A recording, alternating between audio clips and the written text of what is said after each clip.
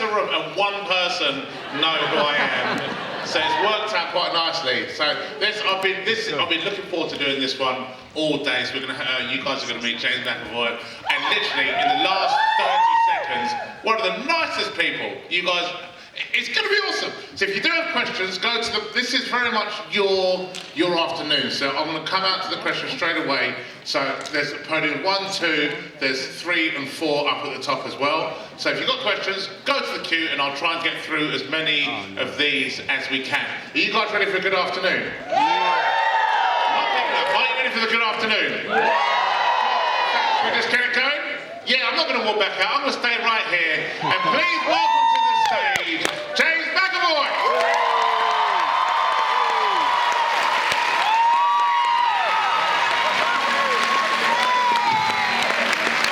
Thanks very much. Jeez, this is a big room and a very lovely reception. You sit over there, I sit here. We'll sit right away. We have to stay apart because we just became best friends. And it was electric. It really was. This is so I've got no other questions planned for other people. I've got nowhere to start because you've done so many cool things, so many cool bodies of work. I've also done some shit things, but... Should I start there? Have you got ones that you thought, yeah, that was shit? Yeah.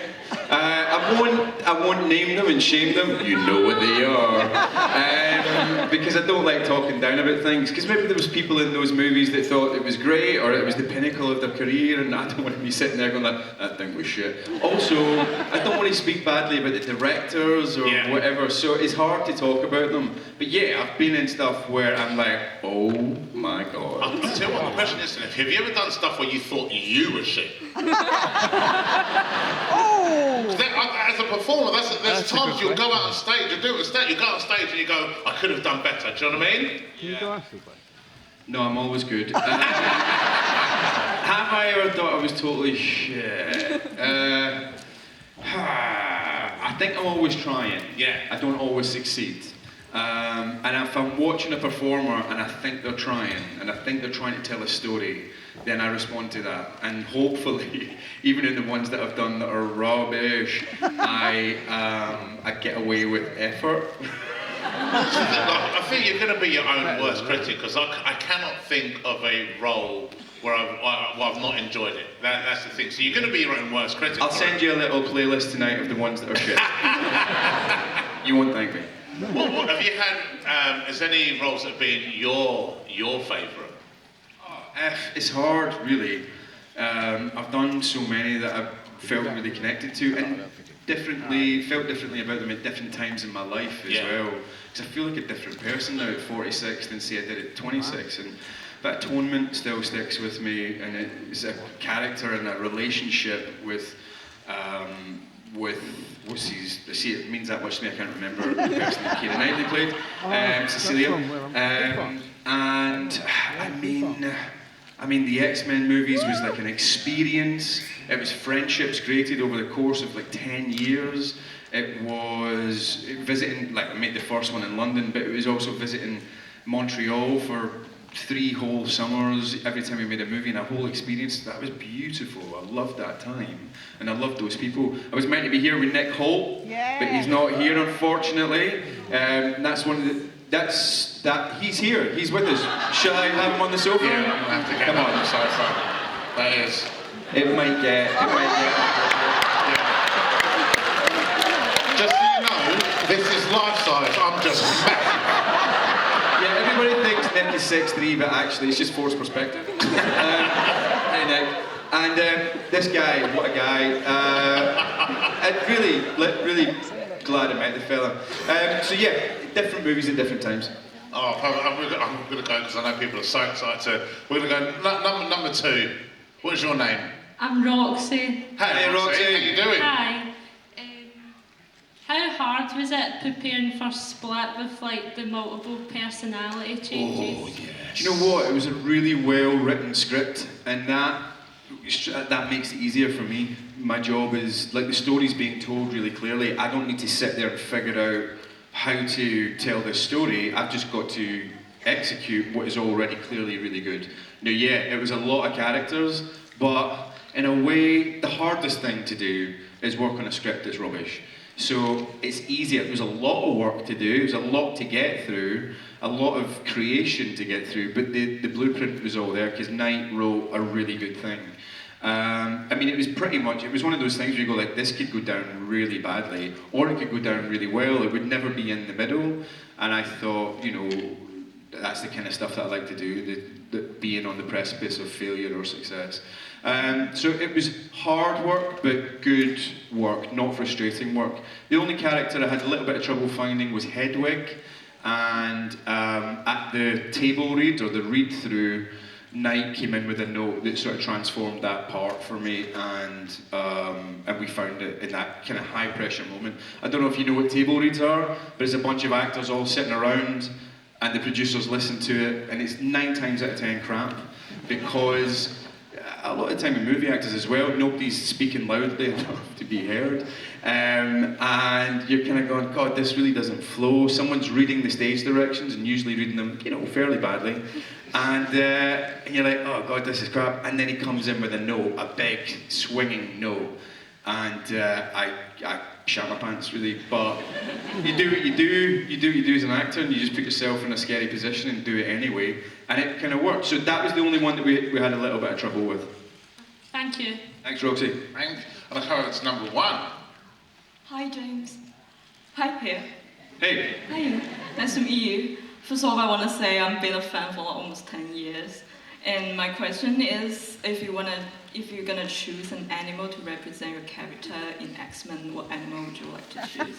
For my version of Charles? Yeah. Ooh. And for like other main characters like Magneto, what would you like to choose? Well, if it was me in real life, I'd choose a sea otter.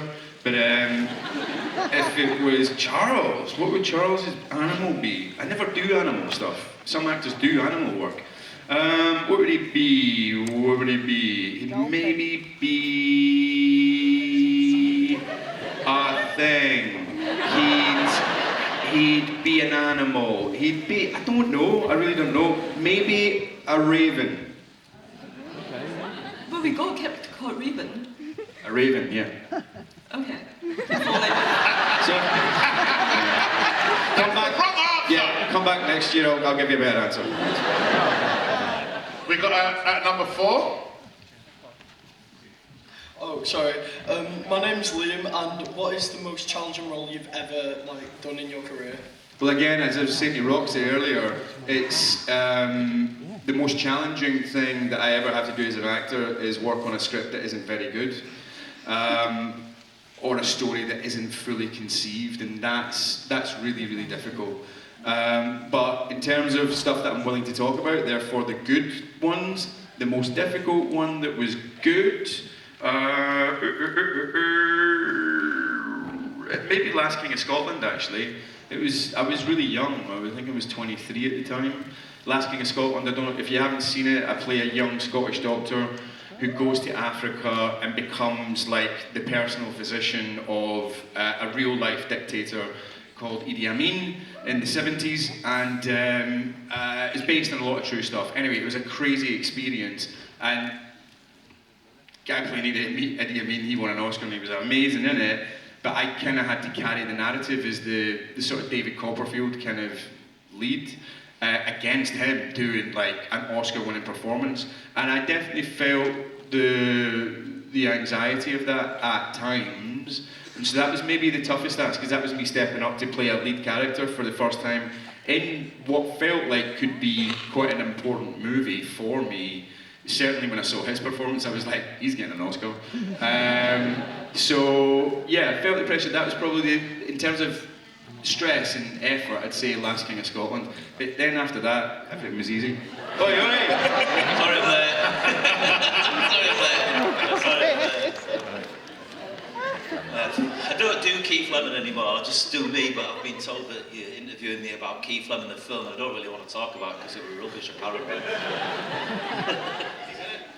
Yeah, it is. How's it going? You've been a good Comic-Con. No bad, I sent a lot of pictures. How are you feeling about the Scouse accent? I've been learning some Scouse accent, some words. Go and do it. Hey, check out the traps on that! I know that, Jesse! What's Brookside? Oh, I love Brookside's my favourite one. It was. Go on, just keep going. Just wait till you've got a question for me and I'll answer it. We're from, what was that number 4? Let's go. Is there number 3? Hello, James, looking lovely. My name's Billy. Thanks, pal. I wanted to ask you, what was your favourite thing about the filming of the X-Men process? Because, I mean, it must have been fun with all the fun cast that you had on there. That's what I wanted to ask. What was your favourite process of the X-Men films? What was the process? The first one was mayhem, but really good. Matthew Vaughn put together something really different. I know Matthew. You know Matthew Vaughn? Yeah, I'll let you into a little secret. This isn't a joke, but he asked me to write Flash Gordon. What? He said, would you like to write Flash Gordon? The least that'll happen is you'll do one draft of a script and get paid well. Oh, and I did. Did you do it? I did, yeah. He says, write the Flash Gordon you want to see. So I said, I just want to see the 80s one, just update a little bit. So I watched each scene and just rewrote it. And Flash Gordon had his own fragrance. For men it was called Splash Gordon, and for women it was called Gash Gordon. And he flew up to Mongo in an egg that used to belong to Mark from Mark and Mindy. And it disposed a frying pan, and then all the fuel came out of it, and then it just plopped into it, and that's how they climbed out. Go on. So it was a bit like that. It was, the first one was mayhem, but really, really good. The thing I enjoyed about playing him was that I got to make him a bit selfish and egotistical and unwise, whereas Patrick was doing the opposite of that, so that I had to go towards it, you know. In an egg. Mistakes, yeah. You what, pal? He said he was learning his mistakes and all that. He had to make mistakes. It almost felt like the Patrick version of it never got to make mistakes, so it felt incumbent upon me to make tons. James, you know your action figure. There's many. Go on. Do you like it? I don't think I've seen them. I've seen the Funko ones, but I don't think I've seen them. I mean, even a Funko looks like you, doesn't it? You know. You try to say you've got a big white face? You've got a big square head and black eyes. No, but I think that's the cleverness of Funkos. They always look like them, so simply. But have you is there a Hot Toys figure of you? Hot Toys? They isn't then. Oh, they're like the Japanese and hand painted, really good, and adults and virgins buy them. And I'm both of those. No, I've had sex. Remember, I've got kids. I said if it's any consolation, I think any action figure is very hot. Thank you. Hey! You got a question on number 1? Hey, love. Hi, so in the movie Start of a 10, did you like how the story played out, and what do you think of the character you played? Brian Jackson. I can't even remember the names of half my characters. Yeah, I loved that story. It was beautiful. I mean, I was young myself. I still felt like I was just that wee boy. And coming from a working class council estate and all that rubbish, not all that rubbish, but I always feel like sometimes it sounds a bit like you're kind of going like, I grew up in a box and I came from that rubbish. we just ate leaves every day. I'm not trying to say that, but I kind of felt a lot like that wee guy, and getting to be in what felt like an 80s rom-com, I was like, that was my jam, man. So, no, I loved it. Thank you. Cheers, love. That's nice. You said thank you, wasn't it? Nice. Well done. Brought up well, your parents should be proud. No, not from that working class rubbish. Who's next? We're going to go number 2. Hiya, I'm Amy. My question is, if you could play any other character in X-Men or the Marvel Cinematic Universe, which would it be? Oh man, Spider-Man. That was the clue when you said man. Gambit. Gambit was the one that I always loved. Yeah. Not trying to talk my way into that, by the way. Channing Tatum's got it tied up and he's doing a good job. I just always loved his mental accent. Growing up, and like you've got a fucking mental accent. Oh, sorry. Go on. Can you do an impression of Gambit? Not unless you can pay my fee of £2.50 an hour. Not right now. I'm about to make a name for myself. That was Mr. T. I ain't getting enough plate, you crazy fool.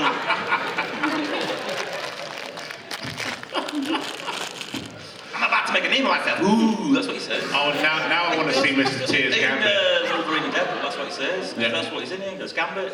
You not seen it? No, not yet. Oh, shame. One day. Have you not seen Deadpool or Ring? No, not yet. Get out. Watch it. Do you watch yourself? What, in a film?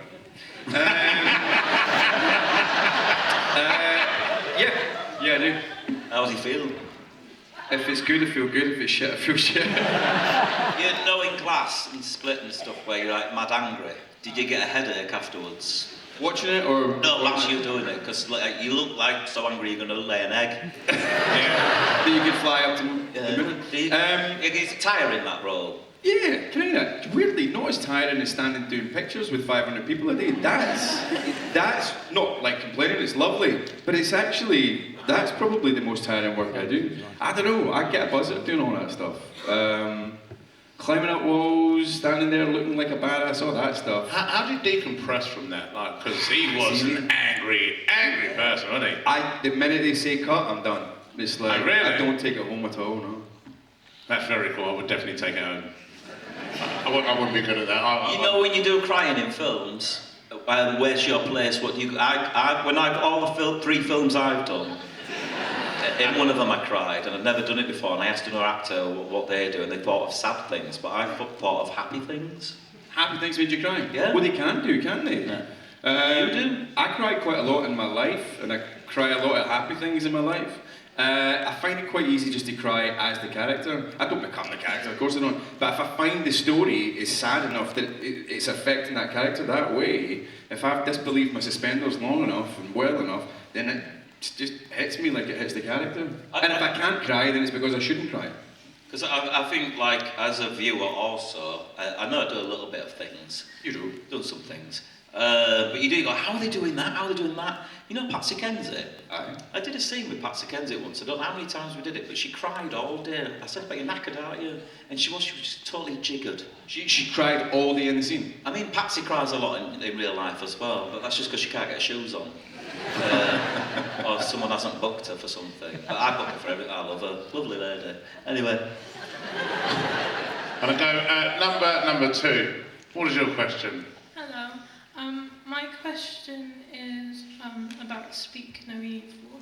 And I was wondering, because you play the character so perfectly, like so intimidating and scary and everything. You look like you're still scared now. 5'7", you don't need to be worried. And I was just wondering whether you listen to certain music or anything to get into character. It's a good question. No, is the answer. No, I know. I've just made a film as a director about 2 musicians.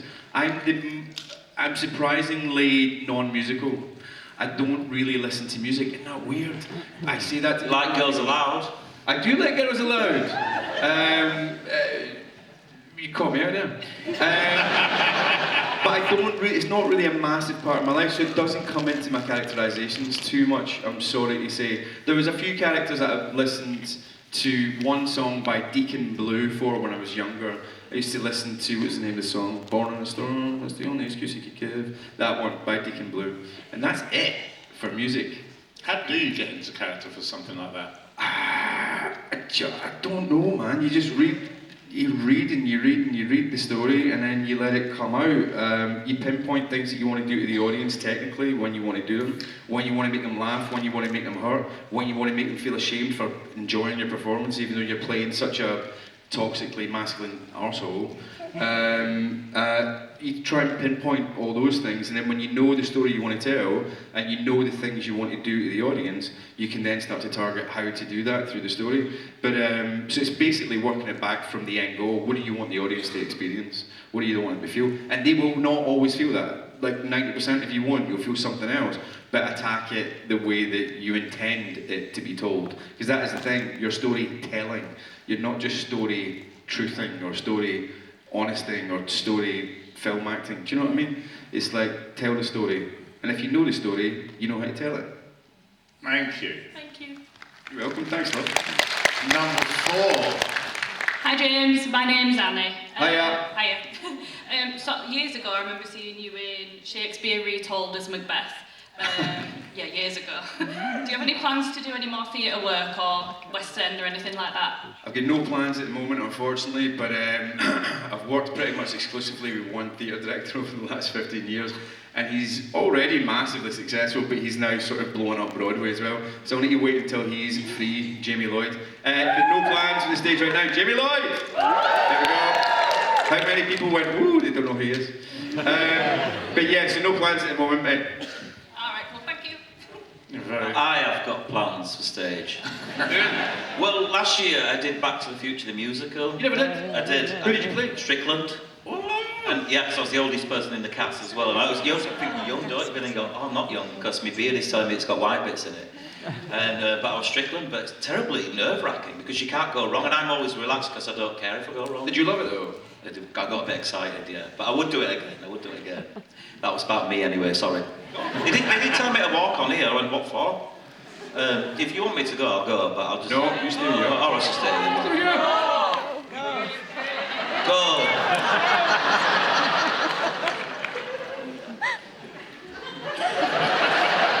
Next. Guys, be honest, stay or go. I'm not staying, I'll stay. I'll stay. I've been good, I've not been too intrusive. He's gorgeous. Go on, next question. I'll look at number 3. Hi James. So I love you from X-Men, but the film from my childhood that you're a part of that I absolutely love is The Chronicles of Narnia, where you play Mr. Tubman. I was just wondering what it was like to be a part of that. I was 23, hadn't done a hell of a lot, and it was a $250 million movie, and it was in the other side of the world, and it was amazing. It was. When did they film it? Where? Yeah. New Zealand. And it was the first book I'd ever read on my own growing up, and I loved it. So getting to do that was incredible. But just do something on that scale, and also on that scale, but they took it so seriously because they were dealing with a lot of young kids who hadn't done much acting before. They filmed it in sequence to try and make it a bit more actor friendly for them, because usually you film out of sequence. And I had a good relationship with the wee lassie that was playing Lucy, but they kept me away from her as the character, so that the first time she saw the character was on camera. And just that's like Ken Loach stuff, do you know what I mean? But on that level of budget as well. Andrew Adamson, the director, did a great job, and he really handled the cast just incredibly. So it was amazing. It was.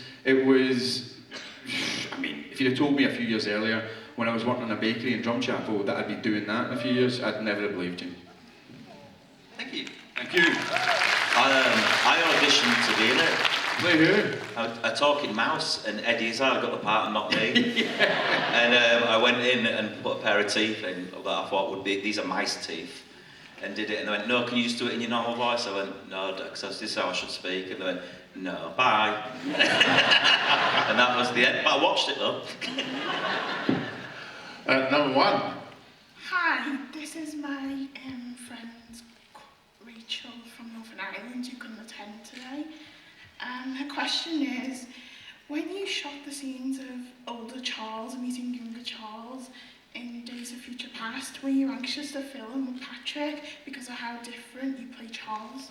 Do you know what? I was a bit nervous. I think I was the only cast member that got to cross over, other than Hugh Jackman. And they'd all been, the previous cast had all been filming for like a month, and I showed up, and like within a day and a half, I think my hair was about that long, and I did an 18-hour session to put in like hair extensions, and I was nervous, but during this 18-hour session of hair extensions, Sir Ian, Sir Patrick and all that are in there filming, and I'm seeing them coming and going from the trailers. And so I'm walking past the trailer and I've got hair down to my arse because they haven't cut it yet. And I'm taking a break in this 18-hour hair extension session. And I walk past this trailer and Sir Ian is in there cooking for Sir Patrick. And they're like, James, come in. And they were like, you've just come off stage, haven't you? You were just in the West End, literally a week before. Have you just done Macbeth, haven't you? And I was like, yeah. And they went, yeah, we've both done Macbeth as well. And I was like, oh no. And they go like, shall we do a bit? And I was like, oh man, oh no. And they start doing Shakespeare at me, and I've just come off stage a week before, and I can't remember a fucking thing. So I was nervous, but during that time in the trailer, it actually relaxed me a little bit, because he's making salmon, so Ian's like stroking my hair and like calming me down. It was quite surreal, it was quite weird, but by the end of that, I felt quite relaxed. Thank you. Hello, number 2. Hi, so I'm going to ask the question that we're obviously all here to answer, to hear Yes, answered. I work out. Yeah, right, Can you do a okay. Scouse accent? Close, but Romeo and Juliet.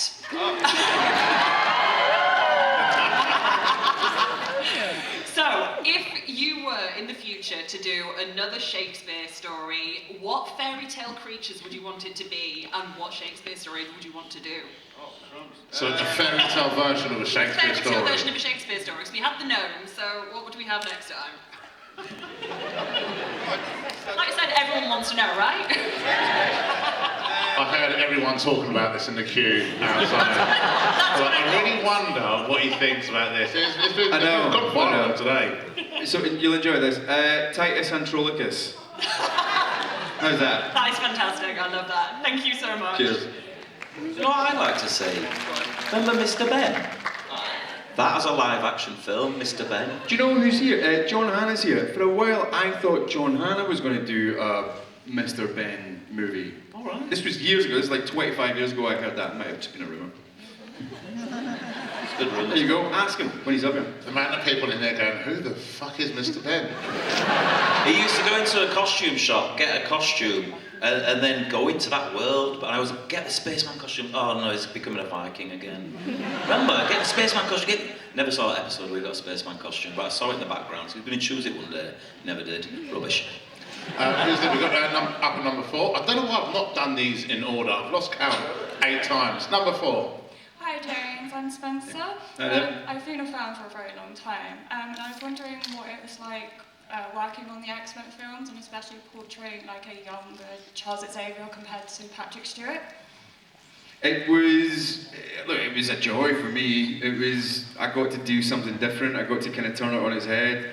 I looked at his performance, wise, logical, learned, all that, and I thought I'll do the opposite. Make him unwise, make him egotistical, make him selfish rather than selfless. Make him a bit of a womanizer and all that kind of stuff. And then I got to connect with people like Michael and Nick and Jen and like just incredible actors on the way up. And got to create something over the next 10 years. It was a real privilege. But get to play that character and show him being a bit of an arse in the first one, being completely broken in the second one, and then building him up for the third and the fourth one was like, you know, getting to do a character arc on film over 10 years, was like, you don't really get the chance to do that. So it was a privilege. Thank you. Thanks. And over at number 3. Hi James, my name's Seren. So I study atonement for my English A-level, and I was wondering what was your favourite part of Robbie's story and who was your favourite character?